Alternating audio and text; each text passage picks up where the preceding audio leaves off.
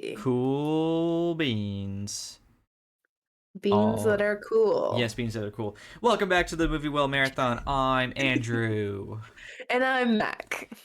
Thank you. And okay, so we are. And I was gonna say we're wrapping up, but we're not. We have one more week here, technically, for Okay. the listeners. Okay. But we I are wasn't sure if we're almost. gonna like double feature it or I not think. I think. because The, I think the like post schedule is still 2 more weeks, but to keep up with the okay. watch schedule. So anyway, we are on Harry Potter: Deathly Hallows Part One. Came out November Mm-hmm, 19th, 2010, directed by David Yates, mm-hmm. starring, of course, Daniel Radcliffe, Emma Watson, Rupert Grint, Tom Felton, Jason Isaacs, Helen McCroy, Helen Bonham Carter, Alan Rickman, Ralph Fiennes, Matthew Lewis, Bonnie Wright, Michael Gambon, Warwick Davis, Robbie Coltrane. Um, oh, You were putting in oh, so much work. You do not need to read all these names. sure you do. Everyone who's in there. Introducing Domhnall Gleeson as Bill Weasley, which is super cool. Mm-hmm, And mm-hmm. yeah, of course, a bunch of others. Also, see in the description the disclaimer or the first episode for the disclaimer. Thank you. Mm-hmm, mm-hmm. Now then, Hmm. you had mentioned some things last night while you were watching. Yeah. I am gonna say something, and I want you to see if what I say is correct here, real quick. Okay. I Mm-hmm. think this movie, not as a whole, these two, like I'm thinking them as two different movies. This Right. movie Part one. is yes, part one is a reverse bell curve because I think the opening sequences kind of Mm-hmm. kick ass. There's definitely a significant period there in the middle where it feels like absolutely nothing happens. But then the ending is pretty good in that it's dramatic, it's dark, and we lose a beloved character. So would you say that is accurate, or are you fully burned out now on Potter?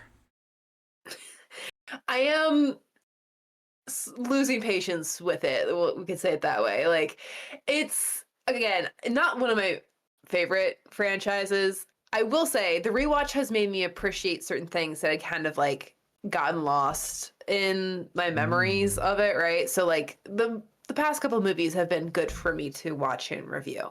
There are mm. still some things about it that bother me, and Of I feel like if I were course. to watch the first ones again, these like later movies don't necessarily fix the problems of the Yeah. first couple films Hmm. where I'm just sitting there like the world you're making is incongruent with itself and the themes that you're trying to say. It's very Hmm. frustrating. But the this movie, it was a slog. Part 1 Really? was The whole tough. thing? I Oh, maybe not the whole thing. I will say I think based off like the general sort of cues you get from the music and the acting and the shots and whatnot, I think you're supposed to like really enjoy the everybody turns into Harry scene. And you don't like it's that? like a B. Like it's the idea is really funny. Uh huh. Um the execution is fine. The acting is actually pretty good. Uh huh. I don't know if it's maybe like the really heavy filter. I don't know if it's There just the is a fact that strong like filter on this one for there's sure. also like a general this is the thing. I don't know if anybody's picked up on this or not yet, but I usually cannot stand a heavy filter. Like a big part of my issues, I mean DC movies have a lot of problems, but Yeah. one of my biggest most consistent problems with like the DC movies before James Gunn was just like I cannot see the Yeah. world you have created. Everything is one Yeah. color. I can give And you I feel that. like the Harry Potter movies, especially the later ones, are kind of doing that, where like Yeah. everything is just like a brown color or a Yeah. gray color. Six through seven. If you want to say for the sake of conversation, 6 through 8, they definitely Hmm. start doing that. So I Yeah. actually I talked about that a little bit just now with partner. Which we'll talk about actually more next week. But there's a visual element that the costume designers include with Voldemort that you can't see because of the filter.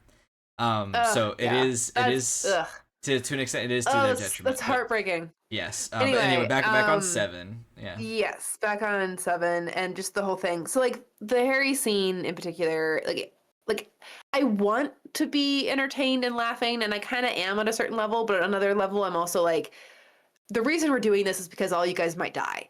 And some of the energy just feels a little misplaced. Like I feel like they're trying Mm, to lighten things up for a second before they make things serious, but like it's all serious. mm, And even though you're doing like a funny, quirky magic thing, like I don't know if I'm I don't know. Like you either needed to lean harder into the humor or we needed to back off the humor. Walking the middle line didn't work for me. Then the flight stuff is fantastic. The Mm-hmm. music, the choreography, the tension, like arriving at the Weasleys, all of that is really good. So like I don't necessarily disagree that the start of this film has some good moments. I start at a wobbly place. It gets a Mm. little better, and then nothing happens for 2 hours. Okay. Okay. Before we get into that, because that's totally valid.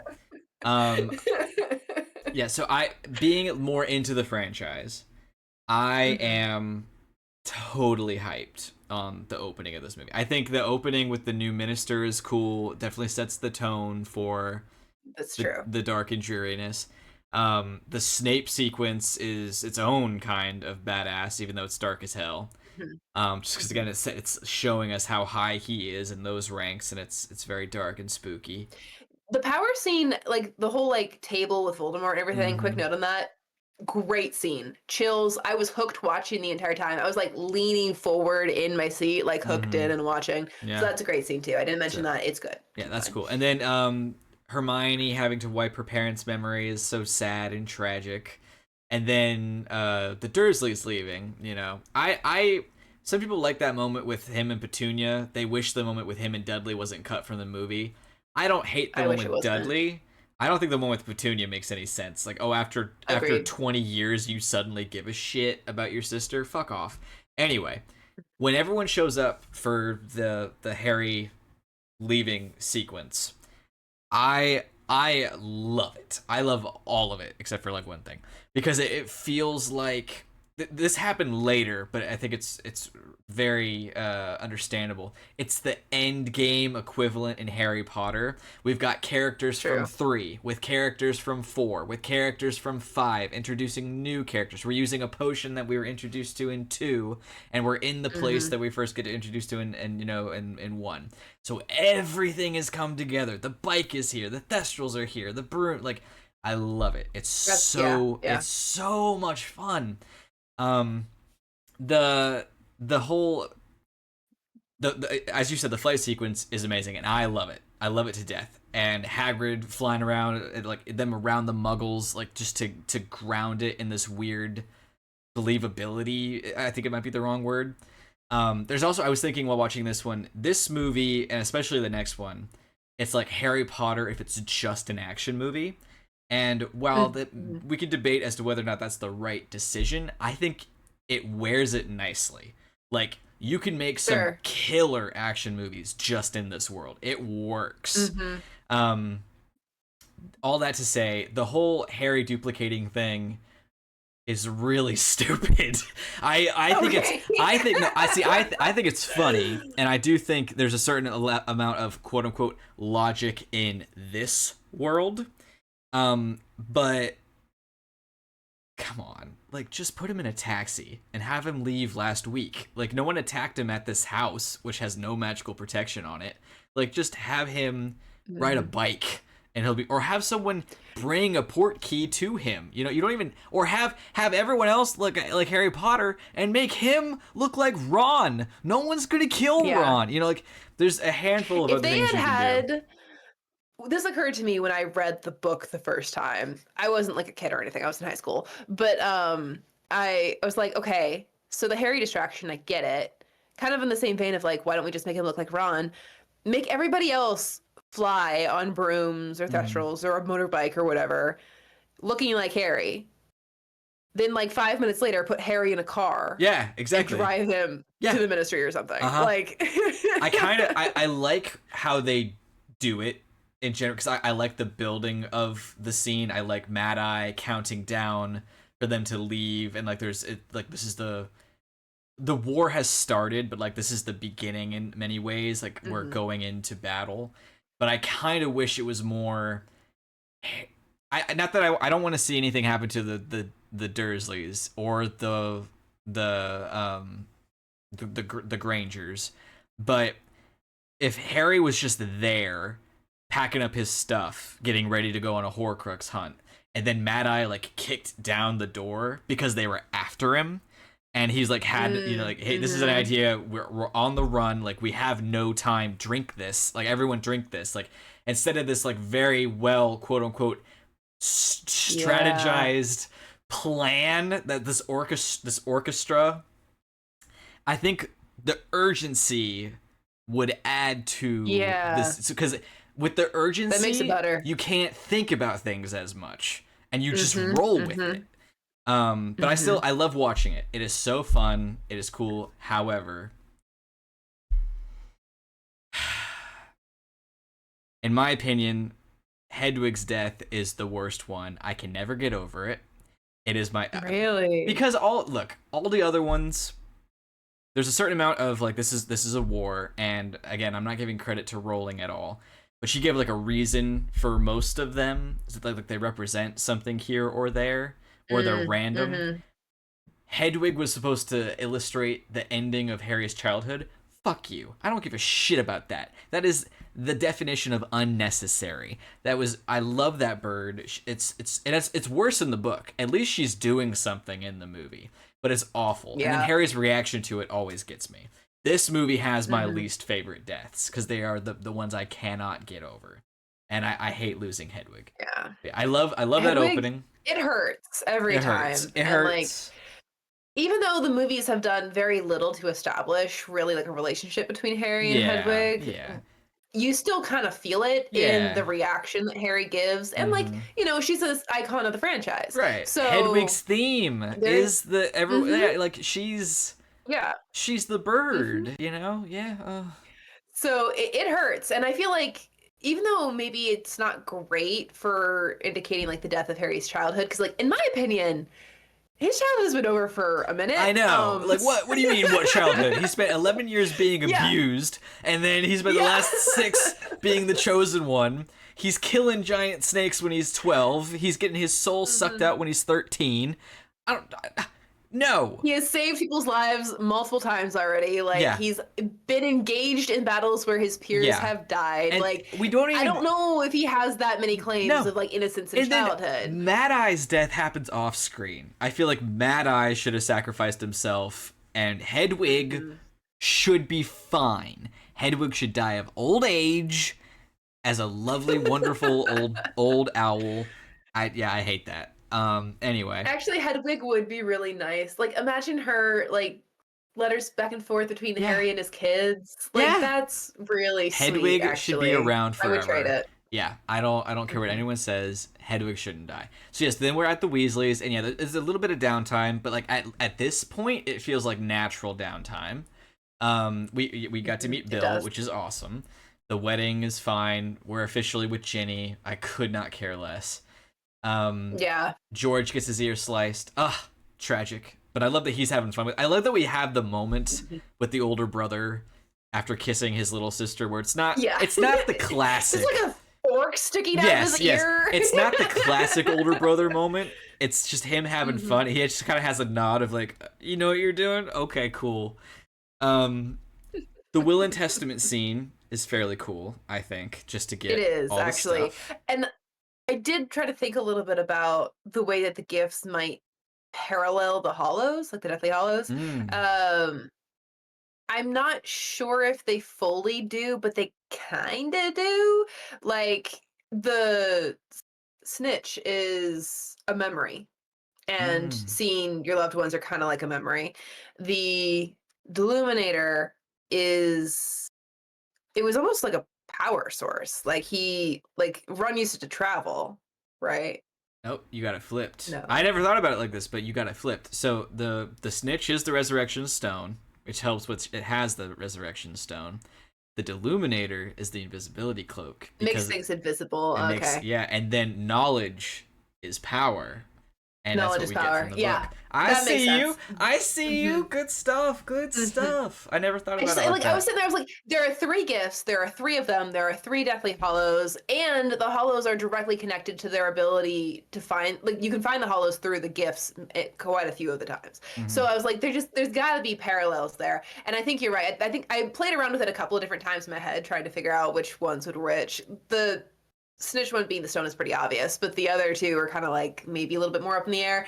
The simple fact that it takes light probably makes the Illuminator a invisibility cloak stand-in. But for a moment I was like, I don't know, because he kind of seems like he traveled using the Illuminator later in the film. I don't know. That's not important.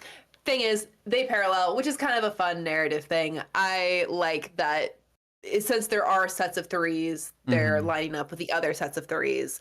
I don't like that we've literally never heard of them before. The Deathly Hallows? Yeah, the Deathly Hallows. Like, Yeah. it's a problem that we're Yeah. introducing the world's most powerful objects in the last book of our franchise. Come on. See, my only slack I give that is we live in a world with a great number of fictional magical objects like Excalibur. I can't think of one that is like the Grail, shall we say, the Grail. There would be that equivalent in the wizarding world, and it seems that most people consider them fictitious. So if you have a character like Harry who's not particularly well read, I can see it not coming around, but I do wish we it definitely would be better if we knew of them. And what I kind of realized while you were talking and thinking about what a director said, or something I read on like IMDb, every director has added something to Hogwarts or the grounds, almost making these movies a subtle version of the X-Men movies, and that they're not quite continuity errors as much as it is we are watching this world develop. And that's why it feels so disjointed in so many ways. It's because we made the first movie, and the world wasn't complete, and nor was it ever going to be, because it was made by someone who was not, I would say, skilled in world building as well as some other artists may be. So we're getting to the point where I feel like in Deathly Hallows Part 1 and 2, the world feels the most lived in. It feels the most fleshed out. Yes. Everything kind of feels like it's settled a little bit. And I think part of that helps with the Tales of Beetle the Bard. The idea of fictional children's stories for wizards, like that's kind of cool. But see, the thing is, I would never doubt the wizards would have their own culture and own legend, and that they would have legendary objects they would consider like false, but actually might be grounded in truth. Like that's all very normal to me, and I can accept that quickly because that's good world building. There, of course, there's a story we've not heard of before, but the fact that so much of your major plot is going to rest on objects that you are now introducing and saying they would be common knowledge to everybody in the wizarding world. The only bit of mercy you have is that you decided that Harry wasn't part of the wizarding world before he was 11. Yeah. So I think it also does raise a fair question, because Dumbledore, if you look at this again with the big picture, Dumbledore knows that Harry's invisibility cloak is a Hallow. Would you give the Hallow to a child? Yeah, and we did talk about this a little bit, I think, in the first film. Yeah, well, we talked about it from the perspective of just giving an invisibility cloak to an 11-year-old. Do you give a Deathly Hallow to a kid? If it was given to you in good faith, and not as a whole, like, give it to my son one day kind of thing. Like, I'm not even saying keep it to use it. I'm just saying, like, maybe this should be put somewhere. Like, this is a Deathly Hallow. Yeah. Like, so, yeah. There's definitely a lot to be questioned. I would almost the name, we talked about the names for Invisibility these. cloak. Oh, sorry, go ahead. We had a bit of a glitch there. What happened there? Okay, I was just saying, so much of the early books, like multiple times, they refer to it as like an invisibility cloak, not like the invisibility cloak. It is an invisibility cloak.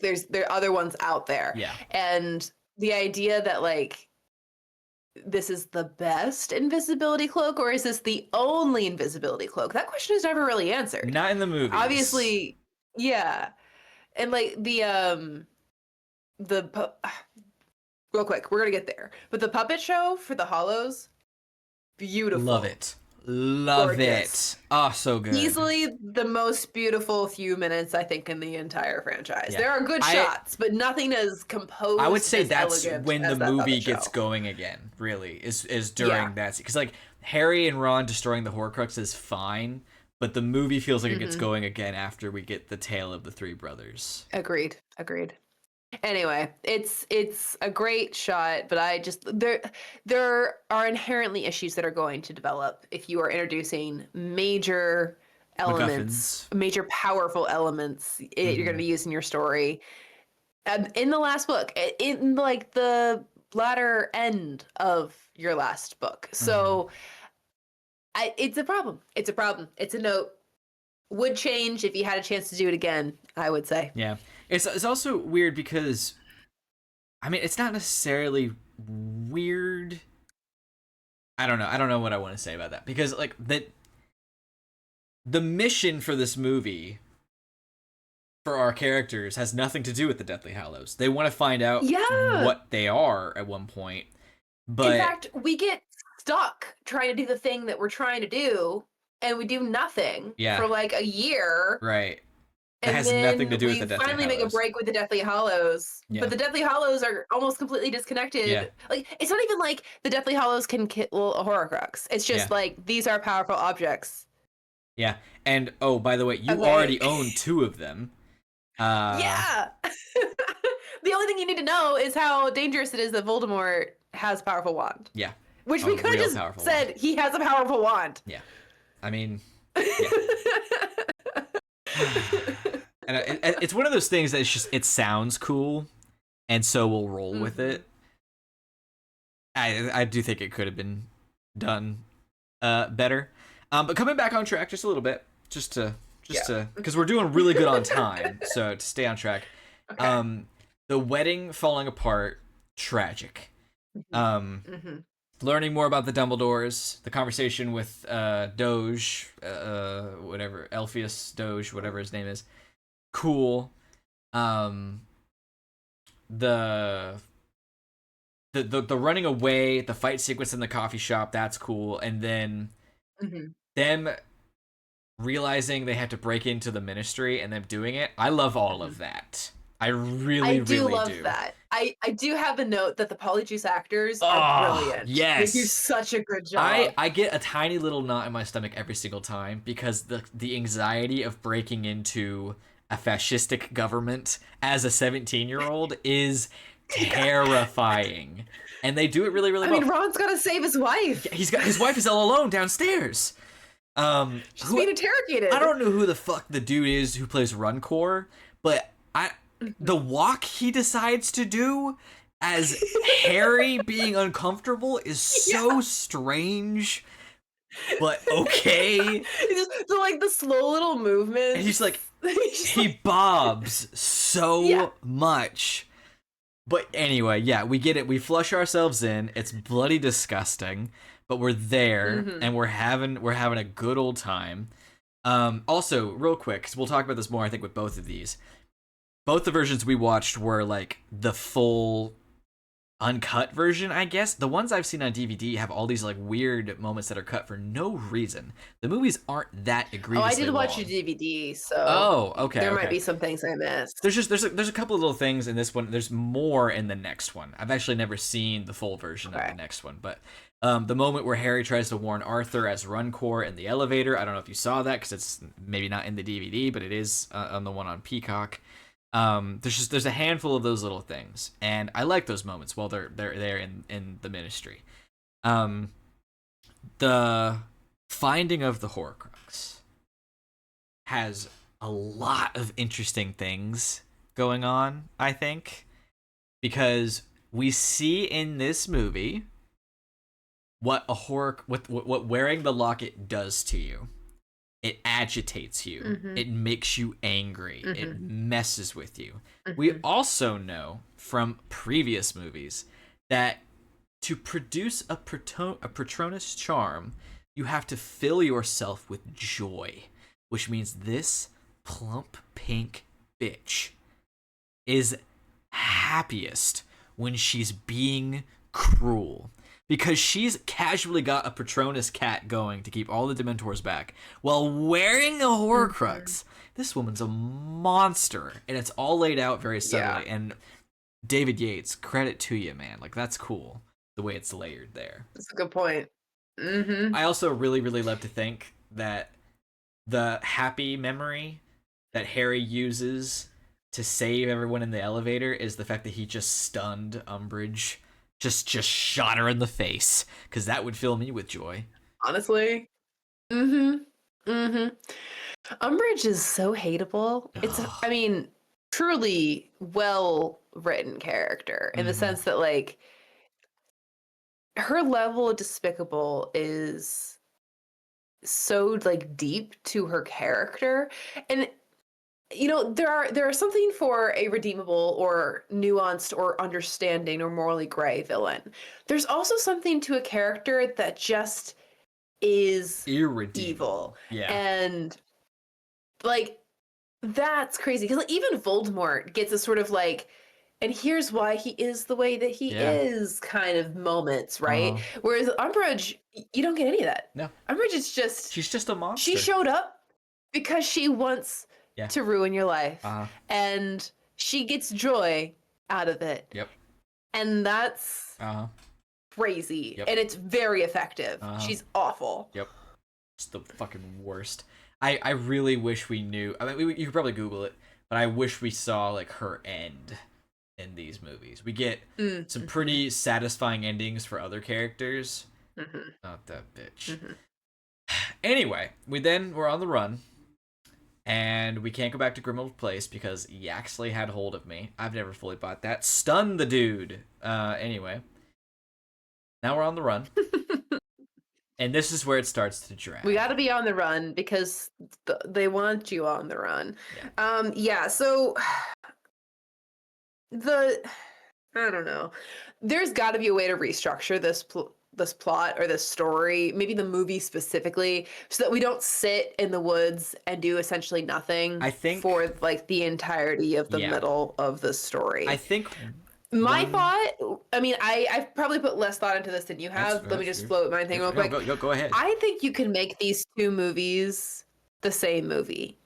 You will lose detail, but I think that's okay. Like, we don't need as much detail as we get in the first part of this film for a lot of these things. Like, we get a whole bunch of scenes with them running around London after they apparate away from the wedding. And it's like, you don't really need a lot of that stuff. They escape the wedding, they go to Grimmauld Place, and, plot ensues from there, right?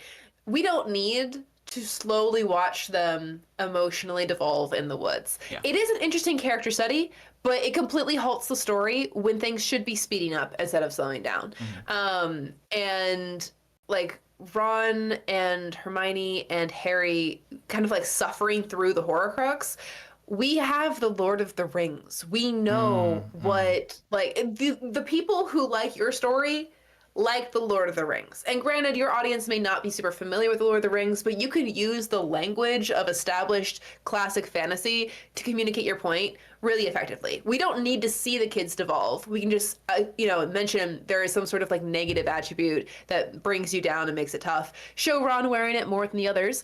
Have him, like, refuse to give it up. Be like, no, I can keep carrying it for a few more minutes. And then we have him with his total mental breakdown. Also, maybe I'm just, like, a Ron defender. I will tell you that I don't think it's written super well. That his breakdown is written super well. However, I do think his breakdown is totally fair. Like, first off, he has the breakdown while he's wearing the Horcrux. Second, he's the only one of them who has family on the line every single day. And they do mention this, but, like, having him listen to the radio, like, every single day, every single hour, he is sitting there doing nothing, getting nothing done, while his entire family is in the crosshairs of the most powerful, most deadly, and most vicious group of people. The Ministry has fallen.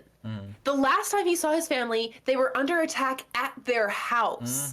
Like, of course he is stressed out because he is with his friends trying to accomplish a thing that should help them save the day, but getting absolutely nowhere while his family could be dead. That is awful. Yeah.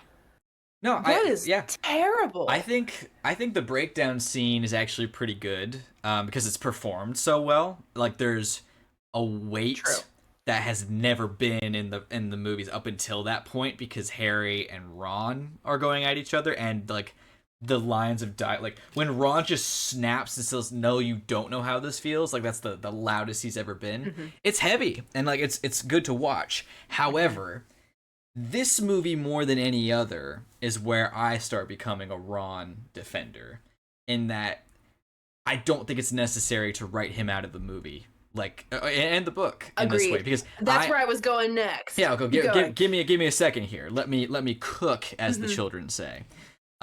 Because Ew. yeah, I've spent this whole franchise arguing in favor of Harry and Hermione, because one reason why I think they work really well together is because in every other story, I would almost argue, there's been a natural reason as to why they are saving the world together. This one feels way more forced because it starts so strong. Ron is there. Ron is a part of the team. He takes the Polyjuice potion. He stops Harry from leaving before. He finds out later, it's again in a deleted scene, that Voldemort, the name has been tabooed. So that's why people know where they are every now and then, because they keep saying the name. Mm-hmm. He's Mm-hmm. he's fully in it up until a point, and then we have to write him out. And I just don't like it. I don't think it's necessary, because like nothing really comes of it. You know, like you could. Agreed. and Yes. Yes. and worse than that, I think what would help, there's a certain amount of, we apparate to the forest. Ron got splinched. Wild, by the way. Like, I've seen the concept Yes. art of it. We only get glimpses of it in the movie because it is gorier than a lot of stuff we've seen in Harry Potter, but it is wild. However, not that I'm advocating pain to our main trio, I think it should have been Hermione, because she's the one apparating, Interesting. and because he actually had hold of her. I think they should apparate. She should then apparate again to get them away from Grimmauld Place. They land. She's been splinched. She is in pain. She's just like saying the name of the potion over and over again, and Ron and Harry have to get it out of the bag, and they have to take care of her for like the first time ever. And yes, now they're kind of on the run, but for like, and we speed it up in movie time, but like maybe a month, maybe a couple of weeks to heal or whatever. But she realizes way earlier that the sword can do what the sword can do, and most of the movie is following leads and talking to people and looking for the sword, not the aimless wandering, running away from Death Eaters that are kind of maybe somewhat not really after them. And I think instead of them falling apart, because it's not, I don't remember if it's better in the book or if it needs to happen in the book, but in the movie, I don't think we don't need it, and it only creates manufactured tension in the end. Because I don't like, I like Ron's explanation that he wanted to come back as soon as he left, but he didn't know how to find them. I can buy that. I think Ron is coming from a very genuine place. I'm defending Ron. I don't like that Hermione's pissed at him. I don't care what the explanation is, because it's this. The explanation is their stupid love-hate relationship, which I cannot stand, because they already acknowledge that it affects him worse. He was in terrible Horcrux brain, got pissed, left, and then came back. He found you guys. He helped get the sword. He's got the Horcrux, and you're pissed at him. I don't buy it. I don't buy it at all. It's not necessary. Hermione should have been splinched. That should have been the crux, because he already said earlier, as a way to foreshadow it, we wouldn't last 2 days without her. Well, now you don't have her, in a way. But you can't leave her either. So now you have to help her, take care of her. You're all still working together, and you're after the sword for a while, and then finally we find it. I don't know how you want to change stuff around, because I yeah, but that's what I would change. To instead of the walking around random places in England, they're going to random magical places in England, because magic leaves traces. So I don't know. That's pretty much where I'd go with it too. The only difference is I think I'd make it really quick. Now, you would probably lose a little bit of the emotional weight of some of the dynamics happening in the trio, because it's going quickly. But I'd pretty much be like straight from escape the ministry to one of them is injured, right? If we're opening it up to revisions, the Hermione suggestion actually works pretty well because she slows things down. Like she's the brain, she's the one that figures it out. So let's slow her down if we want to slow down the process of figuring things out rather than just like not knowing for a while. Mm-hmm. And then I think you still need to have like the Ron breakdown, but it shouldn't be a big enough thing that he leaves. Or at the very least, if he does leave, he's back within like a day or two, Mm-hmm. or we see at least some version of his side of the story as well as he's trying to get back. Make that a part of the tension. Like, imagine Sure. how different that middle story would feel if it was like we had Harry and Hermione doing their thing and also Ron trying to find them, Mm-hmm. especially if he has some sort of piece of information that's important for them. That alone would have made a difference. But that's not what I'm saying because that keeps the length the same. We're going to keep it short, right? So we have a fight, they break down. There's some sort of indication of time passing. Not more than like a day or two later, Ron comes back and he's like, I couldn't leave, right? And then we find the sword and we move on. Like we make those connections and we move quickly. I do. I go back and forth on the sword thing. I feel like putting the sword at the bottom of a body of water in England is very like you do two things with this scene where Harry goes in to get the sword. The first is, of course, the Excalibur chosen king thing, especially with the Sword of Gryffindor, like double up on the chosen one situation. Um, and it's like him going to the Lady of the Lake and getting the sword, right? Mm-hmm. You also have like a baptism thing going on, and this is not just like anything, but like any sort of being doused with water situation is supposed to be like a cleaning, like a starting fresh point. And so we're doubling up on like a rebirth thing, a chance at a new life thing. It's a very heavy-handed symbolism that's overplayed, especially when a cloud of darkness breaks out of the Horcrux and tempts them with evil and makes them angry. Mm-hmm. We needed to simplify all of that. Yes, a Horcrux dying should be a big. I was just gonna add that part of the sword thing is that they have to, as a Gryffindor, you have to do something courageous in order to be worthy of it. So I think just Hermione realizing what they have to find and then them going on, maybe Snape is leaving clues for them to solve, and so most of their mission Yeah. is them going, and then they get there and there's like some sort of weird, I don't want to say cave because we've already done the cave, but something in which they all have to do a cool brave thing in order, like they all have to achieve it, because they were supposed to be like, yeah, Ron did something, but the only reason Ron did something is because Harry didn't know the Horcrux was gonna flee from the sword. He didn't. Right, right. I hesitate to say Harry failed to acquire the sword.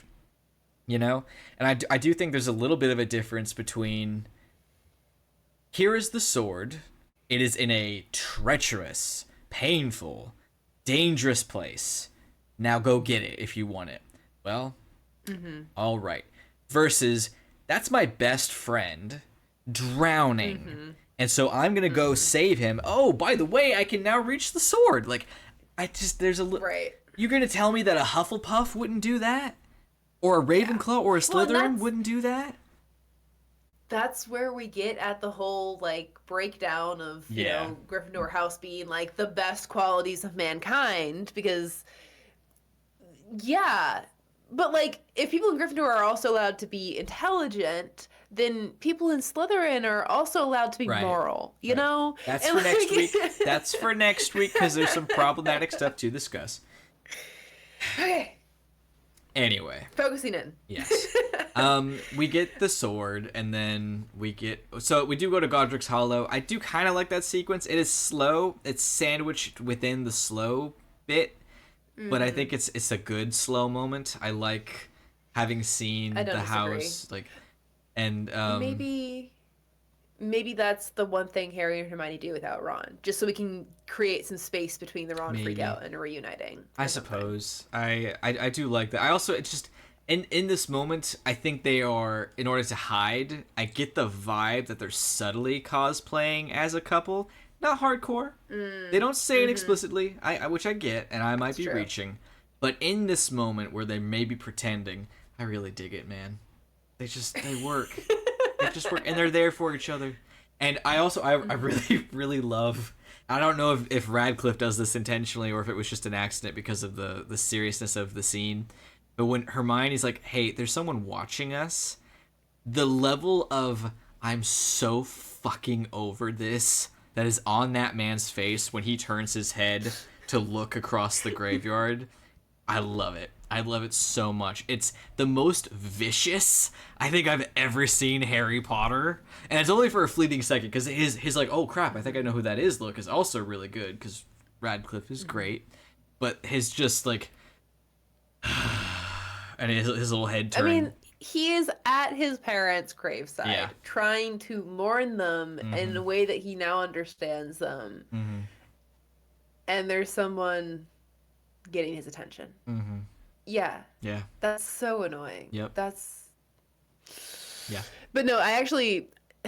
These movies make me appreciate Radcliffe as an actor. Oh yeah. And I feel it is a shame that we don't get him more frequently in things. Yeah, he's in a lot of because- independent stuff. He's a little goofball who just does Yeah. whatever he wants. So You know, to be fair, maybe it's because he has money and Yeah. he doesn't need jobs, He can and so he's do doing whatever he wants. whatever he wants. He's in Swiss Army Man and Horns and what was it, Guns Akimbo, which I haven't seen, but it looked Yeah. crazy. I haven't seen that one either. He's in plenty, and then he was on Broadway for a long time. That's been a while ago, but Mm-hmm. yeah. Anyway, yeah, we have a sequence with Nagini, which is crazy, messed up, ridiculous. And then the whole sword thing, and then we kind of get going again because we go to see Lovegood and we get the story, and now we're at the Malfoy Manor after running from snatchers and for some reason not being able to just teleport away. I don't know. I'm not making the movie. Yeah, no, I agree that the runaway sequence felt flimsy since they'd been, spelling themselves out of dangerous situations all movie. But the I do feel like, I don't know. I think we moved too quickly through the Malfoy Manor stuff. It Really? happens too fast. Okay. Like if we're gonna go ahead and carve out some time from the middle of this film, which we absolutely can do, we could spend an extra couple minutes on the Manafort stuff because like it is a kids movie, or at least it's like a movie for teens. I wouldn't necessarily classify this as a totally kids film anymore. But it's like this is where they really become soldiers. Oh yeah. They were fugitives before, right? And like Harry's gone through some things, but Hermione and Ron haven't really to the extent. And like we just very much skip over, Hermione's like torture she scene. gets tortured. Yeah. Yeah. And we do see like the mud blood mark on her arm, right? So like there's clues.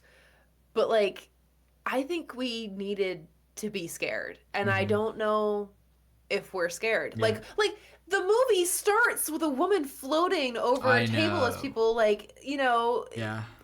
I'm assuming she was like a caretaker or something at the place. Oh no, she was a teacher. She's a teacher, yeah. She's a teacher. So it's like she is tortured, humiliated, and then killed just for being a teacher interested in teaching about Muggles in Hogwarts. Hermione is that to them. So we should feel like that she is in mortal peril and pain, and like I don't know. I think we should turn it up a little bit. I think we needed more in that scene. I'll give you that for sure. Yeah. Which is dark, but and it happens so fast, and then everyone focuses so heavily on the Dobby death bit of it. I'm like, this is like, well, okay, it's not exactly comparable, but it kind of feels like the Leia comforts Luke scene, in the sense that like Leia's lost her entire planet. And I get Luke where I get the master. comparison. I do think it's different. See, I think is different. I think It is in the different. preferred version where they expand on that, it could be closer. In this instance, I would say it's not as comparable, but I see what you mean. It feels like we're skipping over Hermione's character and danger level because we want to go with the easier to swallow, I guess, storyline. And it's Maybe a like, bit. I do think there's also a bit of clashing tones, but it's difficult to not clash because we're in a very dark place. Hermione's being tortured. We're in prison. Luna's here. She's beat up. You know, the goblin is being tortured. All this stuff. Voldemort's on his way. And Dobby is laying out some of the funniest fucking shit I've ever seen in a Harry Potter movie, just like bar none. Like, he takes out Pettigrew's like, who gets his wand? Like, it's so funny.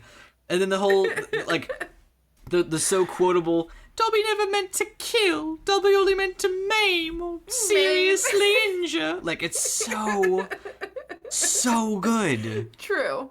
And True. then we really get funny. we get kicked in the nuts when he dies, and it hurts.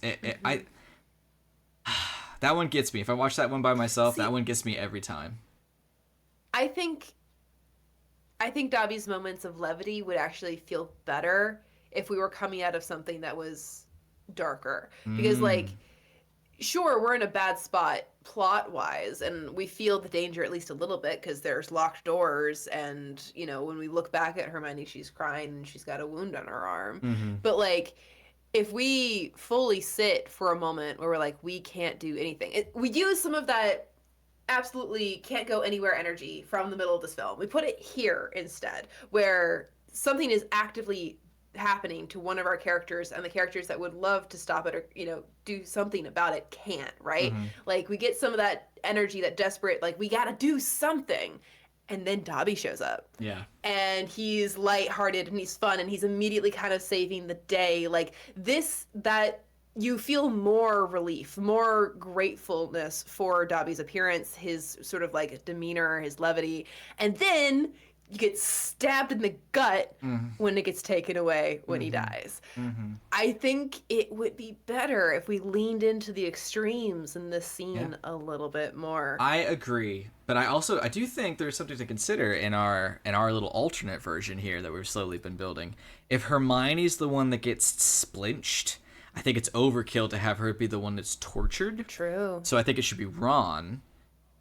I don't know if that... Why would they... Because, say that when they're running, he's holding the sword or something. The only reason that it's Hermione is because it's in her bag. Just shift that. Someone else is holding the sword when they get caught, you know, something like that. And I don't know. In the book, they make it pretty clear that they're doing it for fun because she's... I know. And so, like, maybe you can't make Hermione the one who's splinched, so you got to change other stuff. Like, you don't want to abuse the one character to that extent. You're right. But particularly if she's the lead female character, that does not reflect well. So maybe we don't focus on one, you know, maybe we do spend more time in Malfoy Manor and they all get tortured. Like, we're monsters. Yeah. They get interrogated. Seriously, like, this is... Harry Potter is in, like, the clutches of the Death Eaters, and he walks out unscathed? Right. Yeah. What? I think you could definitely write something as well where, like, someone tries to hurt Harry and he's like, I've been bit by a basilisk, bitch. Like, what you did doesn't... Like, you think that hurts? Yes. You ever had your face sucked by 4 Dementors at the same time? No, I have. That poor kid. I mean, he's got Voldemort living in his skull. You really think, like, a little knife cut is gonna bother him that much? Yeah, like, there's a hardcore version of this movie out there in the multiverse somewhere where, like, they try to torture Harry and it doesn't work at first. That might be a bit much for a 17-year-old kid. But still. But yeah, so... I mean, Okay. I was reading characters doing that. I mean, fair enough. Pretty young. Yeah, fair enough. So we lose Dobby. It sucks. We bury him properly without magic. Rather lovely. The Shell Cottage. Oh, gorgeous. Charming. We don't really see the inside of it until the next movie, but, like, it is really good. But yeah, and we've saved the Goblin and Ollivander, and we're not really at our time just yet, but we have some nitpicks I think we should get into that are outside just the main story here, I think. Also, I don't know if you see it. It took me forever to see it. But the part where the camera focuses in on Hermione laying on the ground just before we see mudblood carved into her arm, do you see the hair fall on her coat? I Yeah, didn't. It first took thing I me. noticed. It took me years to notice that because I thought we were just focusing on Hermione being in pain, and then her having a hair in the next movie. I was like, well, I can believe that, I guess. But I didn't see it.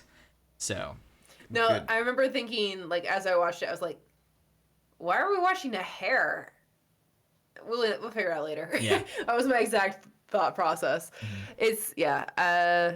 So, I don't know. I've already talked about a lot of what this film kind of like is to me. Like, there are some genuinely good moments in this. I feel like Dobby, his performance and his lines and his role is really good. I think you could make it better, but it's really good Of in this film. course. Yeah. I like the ministry scenes, the polyjuice potion. I was like genuinely engaged in all that. The scene with Voldemort and Snape and the conversation at the table at the very beginning truly like held my attention. The psychology of your antagonist is super important to what you're trying to Mm-hmm. say, and Mm-hmm. that scene so effectively laid out who they are and what they do and like what it means to be a Death Eater in a lot of ways. Mm-hmm. Like these guys are not happy to be there. Mm-hmm. They're not. There's power there and there's some like satisfaction there, but they're primarily afraid the entire time. Mm-hmm. And Voldemort, for all his posturing, is also like clearly putting on a show. He's and that means something too. Like if he feels like he has to put on a show, then he doesn't feel like he's done yet. Like Mm-hmm. there's a lot of really good happening in a few of these scenes. Overall, though, I mean, my gut instinct is just scrap the film. Oh wow! Catch us up in the next one, or cut the stuff that's good out of this one and patch it onto the first part of the next one, and let's move on. I think that there's things in both that should be expanded on, which would help justify the two movies. Because like this was the first. We've had this conversation before, and I've said it to many people over years. This was the first one to take the last book and split it into two. And it started the trend. Divergent did it. I don't know if Maze Runner did it, but Hunger Games did it. Hunger Games did. This is the only one that I think is justified in doing it, because where 7 ends is Are we halfway. sure that Twilight didn't do it first? I don't think Twilight did it. Did they? I think they did. Did they? I don't think they did it first. I'm gonna have to look it up. Yeah, let's see. Well, while you're looking it up, where 7 ends is like just a little bit, give or take 10 pages, half of the book. And so they took the first half and then they made the second half, and like I think that works. I think there's just stuff that they should not pad, but you could move things around or draw some stuff out, like you said, like with maybe the torture sequence or something, which would then justify. Because I don't think if you cut out the boring walking around in the woods and then add what's good to the second movie to 8, it's still gonna be close to 3.5 hours. That's too long for one movie. I think you just need to add better stuff to this one, and that's fair. Yeah. Real quick, I do have our answer. It is actually Harry Potter would have been first because the 2-part Twilight movies are in 2011, 2012. So right on the heels. So they set the precedent, and I think they're the only ones justified in doing it, because they did it right in that they filmed the whole thing at the same time, and they just edited it up. The scene where That's they the jump right move for sure. Exactly, yeah. The scene where they jump into the Flu Network, escaping the Ministry. That's the last scene of Harry Potter ever filmed. That was their last day of shooting, was them just jumping onto a mat. And then they were done. Yeah, for me, I know you'll probably have something to say. Before we get into I have a couple of nitpicks, but for me, I love the opening. I dig the ending. To me, it is a whale. Not the best whale ever, but it is a whale. I don't know if I would You watch can't do it it? again, even on a rewatch. Wow. It's not that, like, if it were on, I'd watch it. Mm-hmm. If I were, like, watching it with somebody, maybe I, like, watch it, especially if they wanted to watch it. I got no problem with it being Mm-hmm. on the TV. I don't find it, like, offensive or anything. Right. I remember what happens in this film. Uh-huh. Because I don't feel like that much does. Maybe I would, like, look up a few of the scenes just so I can get, like, because, like, I would watch the first part of this. Maybe all, like, through the ministry scene. Yes, bits. I was going to say, I'd watch up till that, and then I'd start folding laundry, and then I'd watch the end. Yeah, like, it's like, I would not plan to sit down and watch this entire thing from beginning to end on my own, probably ever. And I feel like that's pretty condemning. Wow. So... I don't think it's that bad. Its greatest offense is that it's a little boring in the middle.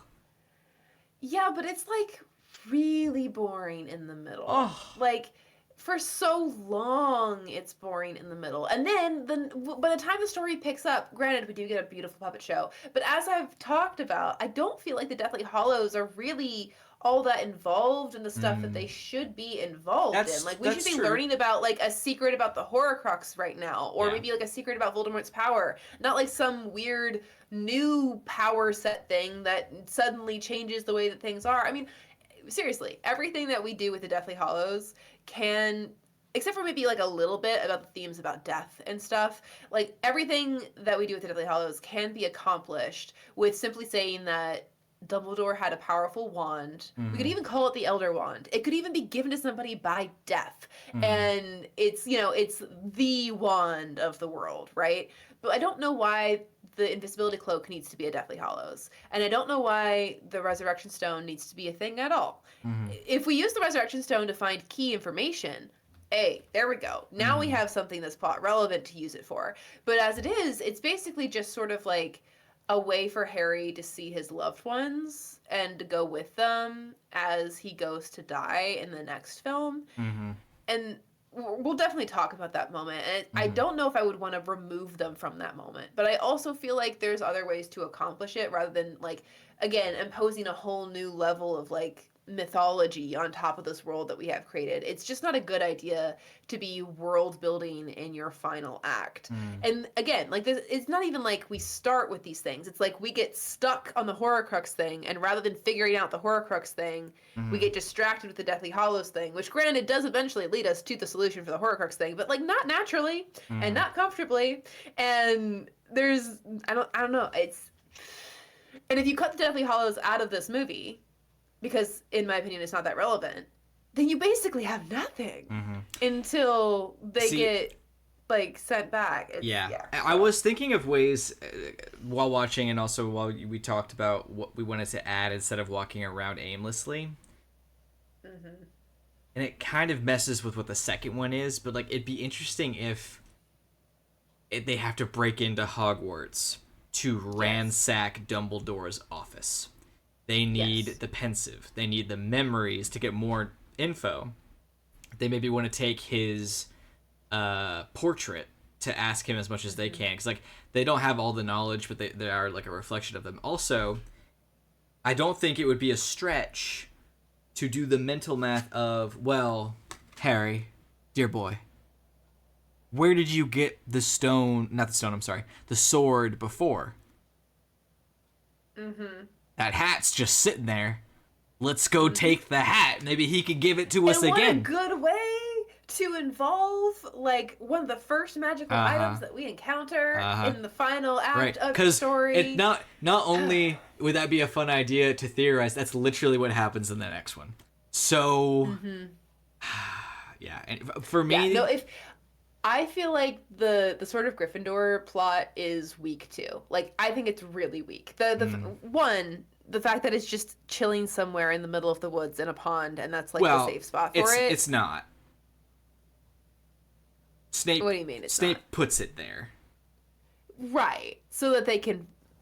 Okay, sure. Yeah. Sure. The movie does not illustrate that. I will give you. I'll give you that. It does not illustrate that. It looks like they just happened upon narratively. It. Yeah. Yes. Narratively, and, like, okay, I have undervalued what this movie does to set up the fact that Snape has been helping them. Like, you know, the whole like Patronus is the first obvious clue, but there are other kind of like little things that happen. Um, I I either want that to be stronger or we should sacrifice plot for those things. These kids should be figuring out how to get the sword. And if they can't figure out how to get the sword, they should be figuring out how to get Basilisk's teeth. Because wandering Mm. around the woods trying to figure something out is not going to work for us. Mm. And they go and get more Basilisk's teeth in the next film. So, Mm. like, I don't know why they decided the Sword of Gryffindor was a more achievable object. They don't know where it is. Yeah. Whereas if they were to break into Hogwarts and grab some teeth, not only would they have a solution for their current problem, they would also have multiple teeth that they could use rather than just one object. That there's safety in numbers there, you know? Like you have, if you lose one or you break one, or if destroying a Horcrux breaks the thing that destroys the Horcrux, then like you have more to use when you find the other ones. Like, I don't understand, if we have intelligent characters, which we do because it's Hermione, why are we spending so much time doing nothing? We can make some decisions here. Now, if we get to Hogwarts and we find out that all of our passages in have been sealed and we get stuck outside of Hogwarts for a bit, that could be a good waiting period, right? Because at least we have moved to a place to try and accomplish something. And then maybe they're like, that's where we established like the networks that we've had. Because like Dumbledore's army should be a thing that we hear more about in this film, and it's not. And there's just, I don't know. There's so much that we do to set up things that we could use in the earlier parts of the story, and instead of using any of the earlier things that we've established, we now invent the Deathly Hallows, which are not even that connected. Sorry. Yeah. You're right. Deathly Hallows are a bit of a problem. Alternate pitch. Instead of going for the cup first, even though you just ignore it. Ignore this movie as it is. 6 ends the way it does. And someone says something to someone somewhere. Maybe Dumbledore had a conversation with someone. He thinks in one of his memories or one of his notes that it might be one of these things. And so we leave. We had to leave school. Now we're coming together. We're not going back to school necessarily, but we now find out there's one in the castle. Ironically, even though we decided not to go back to Hogwarts, we had to go back to Hogwarts. But Snape's now in charge, so we got to break in. We break in, but all the passageways are sealed off. While we're in there, where do we go to hide?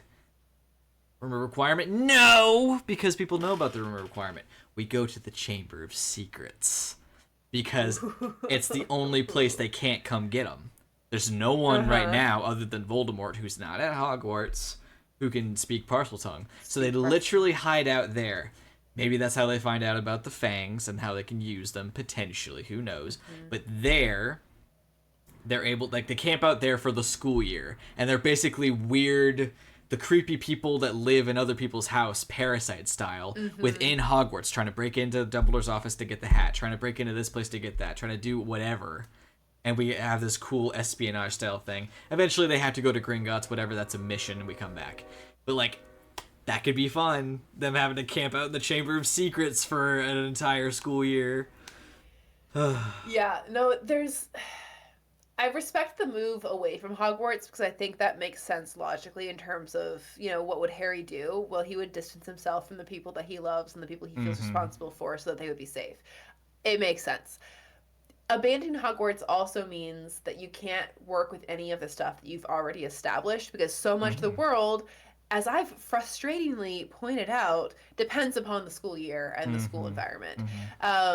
So if you're going to make Hogwarts sort of like the home base, the place where all the cool things happen, because only at Hogwarts can cool things happen, then we need to not go that far away or not be gone for that long. Otherwise, you do end up in a spot where you're lost in the woods and you have nothing. Because in this world, magical items don't just chill out in the woods, right? Like there are worlds where, like, you know, is a magical item growing on trees or around the next cave. Like there are places in there are fantasy worlds where there are places where you can just find magic. Harry Potter is very much a society of magic. Things are not magic unless they are created by a person or enchanted by a person to be magic. So if they're just lost in the woods, it's essentially like being stranded without technology. Sure, they have their own personal devices and their own knowledge, but you can't really do anything with the magic of the world when you're in the woods. Right. So not even magical woods. Literally like stranded we're not them. dealing with hippogriffs, fairies, werewolves. Like there's not even fun magical stuff out. So like that's a fair point. It's a bad choice to put them in the woods for so long. Putting them in the woods for a short period of time, or even like technically a long period of time, but we only get a short window into it. That is the right kind of move. I don't know. I keep circling back to that point, and it's getting a little repetitive and annoying. Fair. I will say that my last critique here is this is where it really starts to show where the other movies failed to include something that was important. We've got this random shard of something that we have no idea what it is. Even when we find out what it is in the next movie, it doesn't make any sense. We've never heard of this. Explain it. But you need that. Like you can't like get rid of that. It's really really important. Dobby showing back up. Love that. Hate that he's not wearing regular clothes. He should be in a cute little sweater or something. And I do like how Ron's like nice trainers or something because he's wearing these little sneakers. But Dobby says, Master Weasley or Mr. Weasley, it's so good to see you again. We've never met in the movies because we glossed over that too. But in this instance, it's a reunion. So that's only referencing all of the other time we don't see in the whole school year layout of these previous films. But it does make you wonder because Dobby hasn't done anything to help. When were you guys all just chilling? You know? Yeah. But anyway. Dobby very much pops in and out as the plot needs him to. Quite literally pops in and out as the plot needs him to. So he's never... Oh no, I shouldn't say that on the internet. Don't you dare disrespect Dobby. He's doing his best. He's very sweet. He is very sweet. And I enjoy Dobby's personality quite a bit. But he's a plot device. He's a plot device. He's not actually a character. I'd say it's 80-20. Gotta give him a little bit. But he doesn't have any development as a character. I would say from 2 to this he does. But it's not enough. Maybe. I mean, he's way more confident. But again, that's because Okay. I'll take that. So maybe he is technically a character. It's just it's not a lot. He's literally like a deus ex machina. Like he shows up when he needs to cause problems. He disappears when he doesn't need to cause problems anymore. He shows up when he needs to save people, and then he gets killed. I would say in a way it's anymore. Like it's kind of weird that Dobby doesn't just stay with them for the rest of the. Why isn't he like a part of the Weasley household? Yeah, or just a part of the trio during this movie. You know, because he could be. Apparently, he's just hanging out at the Hogshead, helping Aberforth for some reason. And like, you know, if we want to emphasize the fact that he's a free elf and he's like traveling because he can, like that's great too. But you can give him like a home base with the people that he likes. Yeah. You could also say it's Dobby who will always be there for Harry Potter. So just follow Harry Potter. In this instance, he's on a mission. That's like how we introduce him. Is like he's risking his like existence to help Harry. There is even though he doesn't really know plenty to nitpick. I will give you that. It's totally fair. I'm not saying it's cinematic gold. It's just we're kind of at our time and we're finding more stuff to nitpick. I get into it and I forget that this is like people's childhood. I'm not trying to ruin things for people. I'm the same way. I don't get these films sometimes. Yeah. Other than the slog of the forest, I find great enjoyment in the opening and closing. It's a whale for me. I really, really, really like it. I'm excited to talk about the next one.